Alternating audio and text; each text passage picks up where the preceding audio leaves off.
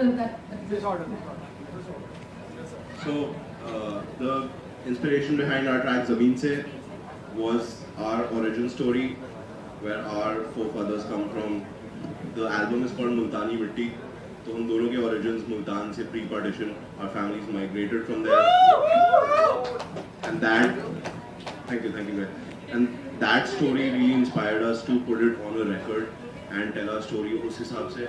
And ज़मीन से का पूरा message है कि हम ज़मीन से उठे हैं, but ऊपर जाने की कोई limit नहीं है. So that was the inspiration. It's there, but it's also the sound. It's the sound that we are trying to introduce, which I think can translate what the powers we feel in the studio, and that we want to translate it to everyone who listens to it on any platform given. As soon as they hear that sound, we just hope that power and the energy that we feel translates. And वो message तो चलो subjective होता है ना, everyone gets it differently, that is there. But it's also about the sound that we bring to you guys, and we're really looking forward to draw Multani Mitti with TM Music and Audio only. Sharon, yo, walk. So my track Qurban, the inspiration behind it, in 2021 I wrote this song, and at that time I was not financially stable, and with everybody this happens, and I was not उस time पर I come from South Kashmir, so there is no music scene कम से कम South Kashmir. There are no studios there. There is no ciphers. So I had to go to Srinagar. I had to go to Srinagar to do anything, do recordings, do songs, anything. I had to go to Srinagar. So this distance between Srinagar and me, this distance between music and me, that became the inspiration of the song. So coming to my track कौन हूँ मैं, it's my journey. मैंने अपने journey के बारे में बताने की कोशिश की है. I wrote this track around 6 महीने पहले मैंने track लिखा था. इसको मैंने लिख के complete कर दिया था, audio हमारा बन चुका था. So अचानक से मैं रोहित भैया से and आकाश भाई से मिला. They believed in me. ये track के ऊपर उन्हें काफी पसंद आया. They believed in me, and that's how we came to कौन हूँ मैं. And I would like to shout out मेरा भाई Einstein for producing it. बहुत बेहतरीन production के साथ ये गाना हमने complete किया है. एंड मैं बता दूं ये गाना हमने जिस 3 दिन में कंप्लीट किया है, एंड थैंक्स टू आकाश भाई एंड रोहित भैया for this.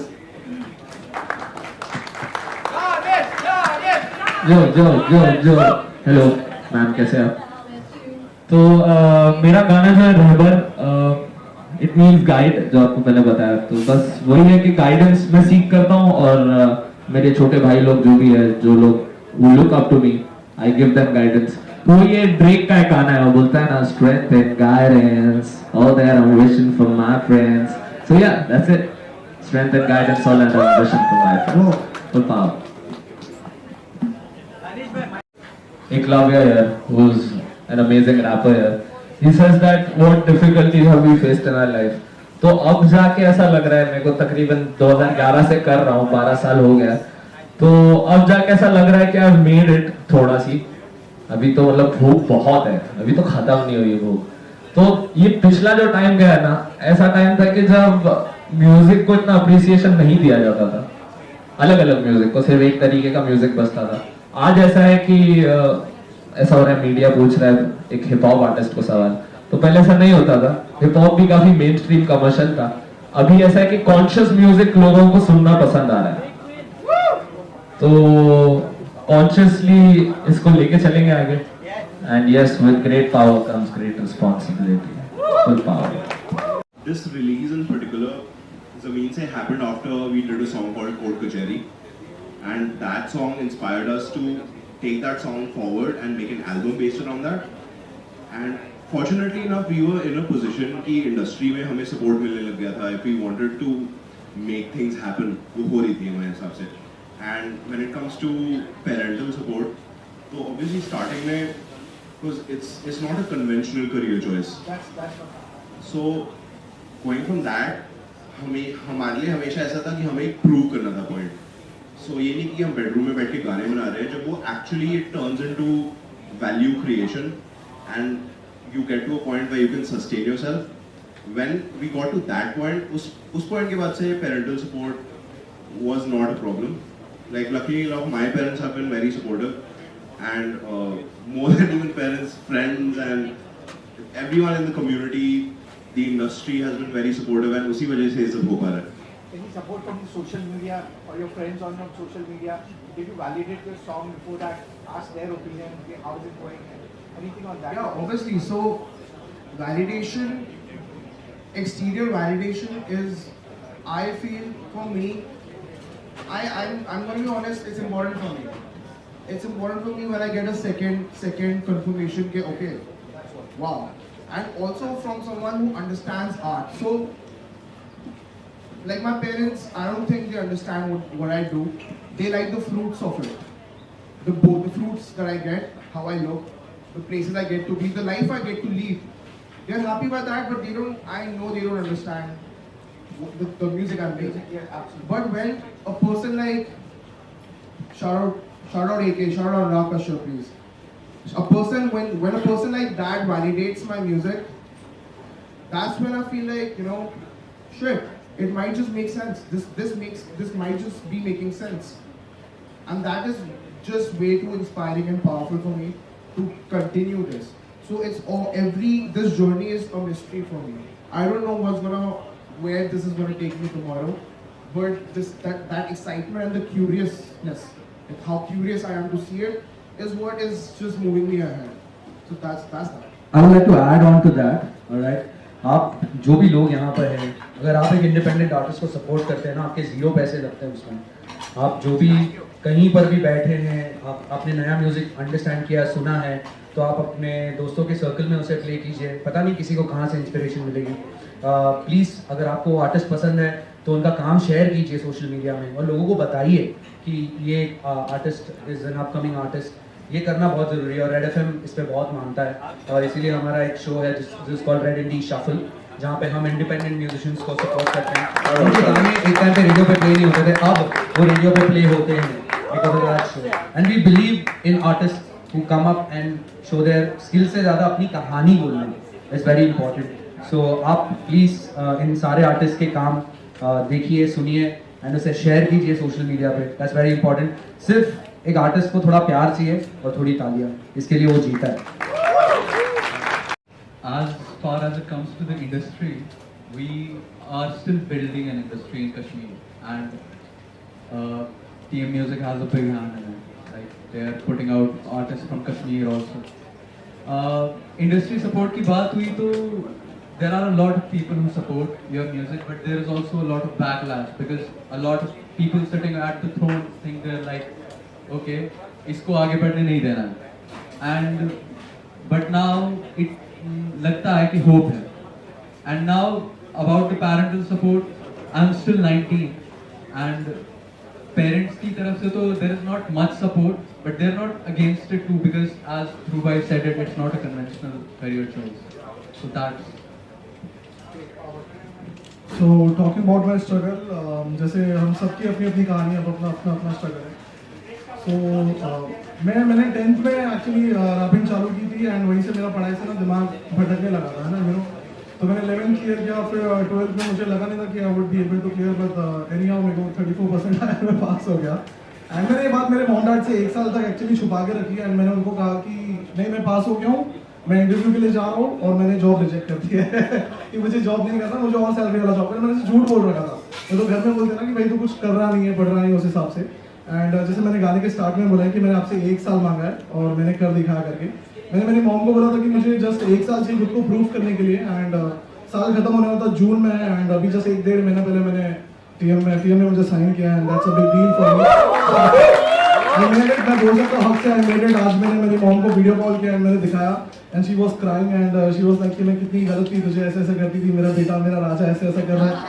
And that made me feel emotional और बहुत ज़्यादा अच्छा लगा. And talking about the social media का जो सीन था, ऐसा कोई दोस्त नहीं था हमारे इतने कोई, बट मैं एक बंदे का नाम है डिवाइन फैंस, जो डे 1 से मेरा भाई, he is been supporting me.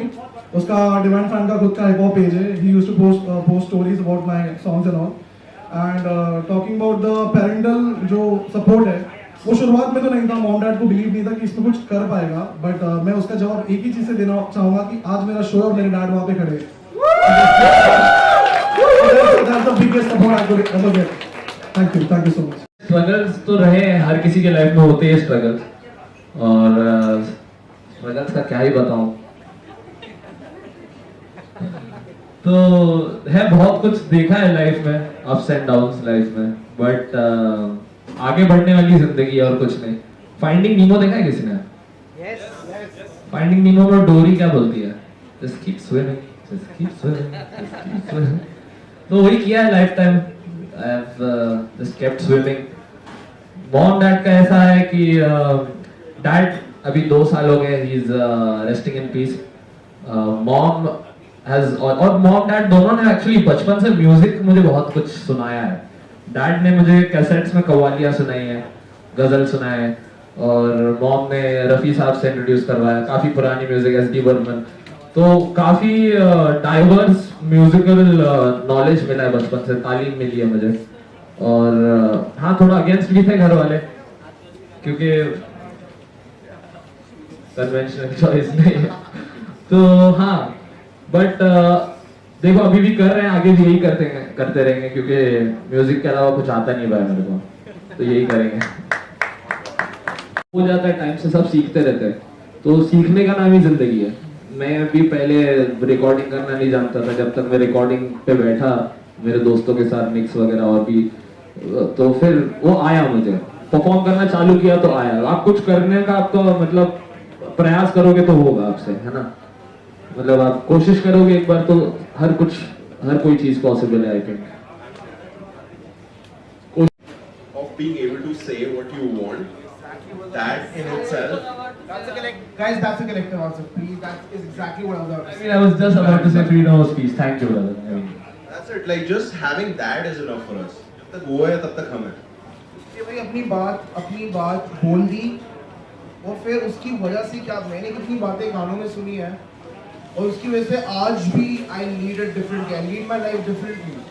So it's that you have the freedom to say something, and you don't even know कि 5-10 साल बाद तक वो बात किसी को इफेक्ट करेगी, और वो अपनी लाइफ चॉइसेस बदल देगा भाई।